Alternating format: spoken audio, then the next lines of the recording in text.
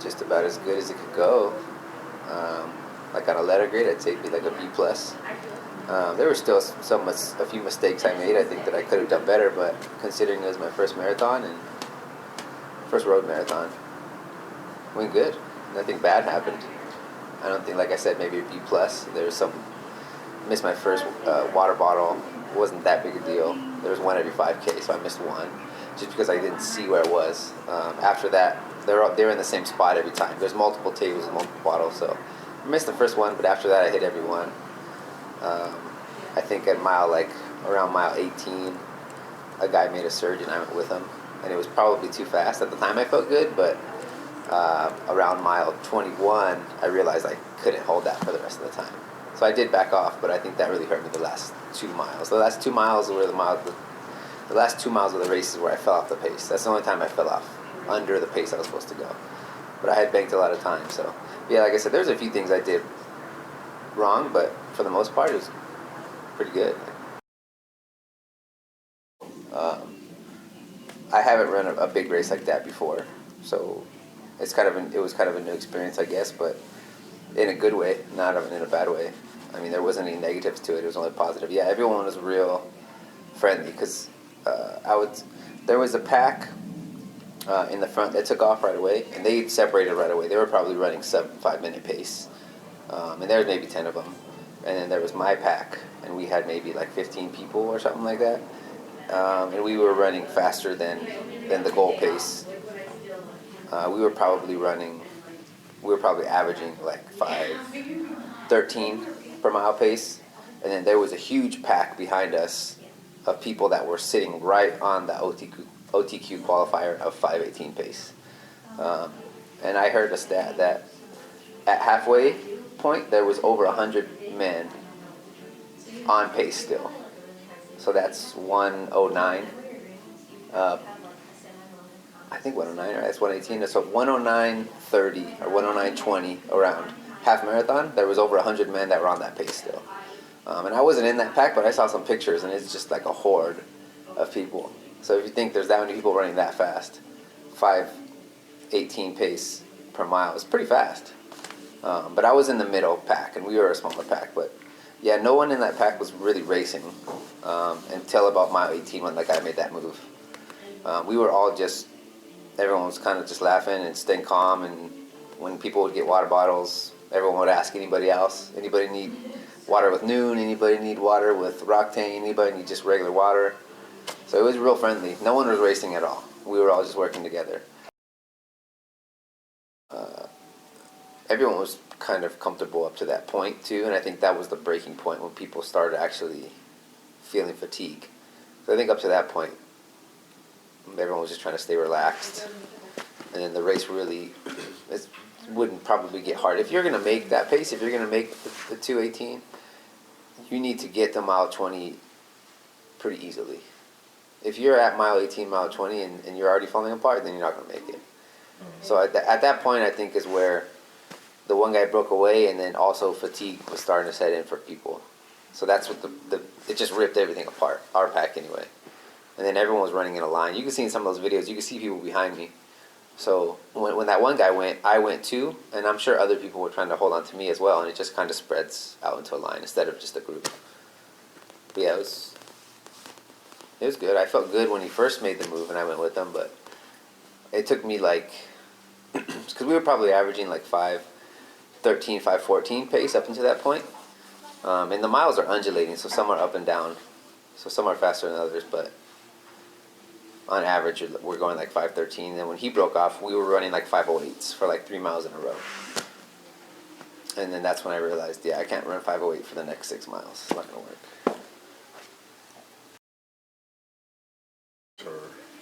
Yeah, so I didn't realize I ended up finishing 10th place. I didn't realize what place I was in. I know there was a pack in front of us, and I knew I was in that second pack. And then that's when Mark, last name is Blaudek. I don't know if I'm pronouncing it right, but he is one of the coaches, or the managers for a run club in Washington. And I knew him before, and he was on a bike going back and forth all the time. And he was the one that told me around mile 20, you're in 10th place.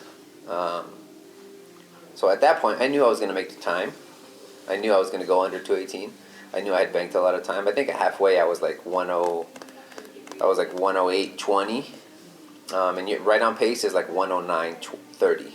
So I was about a minute and 10 seconds ahead at halfway. So I pulled away even faster in that next like 5 miles. Like mile 15 to mile 20 were my fastest miles. So I put even more time in there. So I knew I was already going to make the time. Once he told me I was in the top 10, my goal was to just not get passed anymore. And I think I hadn't passed anybody up to that whole point. And in the last 6 miles, I passed 2 people, but 2 people also came and passed me. So it was pretty funny how that worked.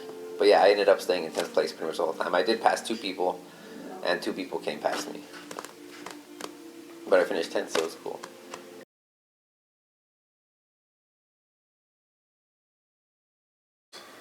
I just used the GU Roctane. I took one before the race, maybe like 15 minutes before the race. And then I took one every 5 miles.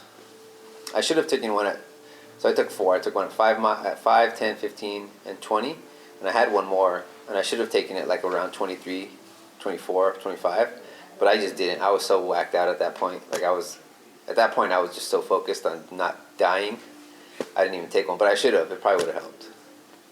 So yeah, I took one before the race and then 4 during the race. And then I also had a water bottle every 5K, and I had also the Roctane powder. Very light. I just put a little bit in it because I wanted it mostly to be water because I was already taking the GUs. But every 5K, I was also taking liquid with a little bit of the powder Roctane in it. Wear the Nike Vaporfly Next Percents, and everybody had them. It was funny. We were joking after the race. One of my cousins was there, my girlfriend was there, and Mercy was there, and we had some people there. And after the race, we're standing around, and obviously all of the elites are right there at the finish line when I finished. And literally everybody's wearing the Vaporflies, and they look funky, and they're pink or green, so they stand out. And 99% of the people that were, the top 200 people were probably wearing the same exact shoes, and they all look funky and stand out. So it was funny. Yeah, everybody was wearing them. The only people that weren't wearing them was like someone wearing a Hoka singlet, obviously was sponsored by Hoka, or somebody wearing a Saucony singlet was obviously wearing Saucony. But besides those people, literally everyone was wearing the same shoes. Pretty crazy. No. That's something I think it's going to be dependent on my training block. So far it's going pretty good, but I think we'll see what I've done in the lead up, and then probably with the last week I'll talk to my coach and he'll tell me where I'm at and what I should be doing, what I should go for. Because like I said, it's just a race. I'd say most likely I'll probably be in the middle of the pack. And I think, like I said, there's probably like 200 runners on the male side. So the closer I can be to top, in between, I would say top 15, top 50 and top 100, that's probably where I'm going to be. If I had to guess. I don't know, you never know, but I'll take it. If I can get in the top 50, that'd probably be like a goal or whatever. And Atlanta's going to be a whole different race. I'm not going to be racing for time. You're just going to be racing. The course is much harder. CIM was a fast course. The course in Atlanta is going to be a hard course. Rolling hills the whole time. So I think like at CIM, the total elevation gain in the race was about 600 feet or something like that. I think in Atlanta we're going to have like 1,500 or 1,600 feet. So for a road marathon, it's a lot. So it'll be, and no one's racing for time. The top people are going to be racing to place in the top 3, and everyone after that is just going to be racing it's just more of a race than a time. The Olympic trials, really, no one's gonna say like after the race like I ran this time. The time means nothing essentially. You're just racing for place. I haven't really looked at it too much. I know it is loops and it's hilly. Don't bother me none. I mean, I run trail races too. I've trained at Sunset where I do 20 loops for 20 miles. So loops doesn't bother me none. I mean, it's going to be very spectator friendly for people for the loops, and I'm sure it's televised or whatever. So yeah, you know, I'm easy, so whatever the course is, it don't really matter. I'm just doing a tad bit faster stuff. No workouts are usually ever the same.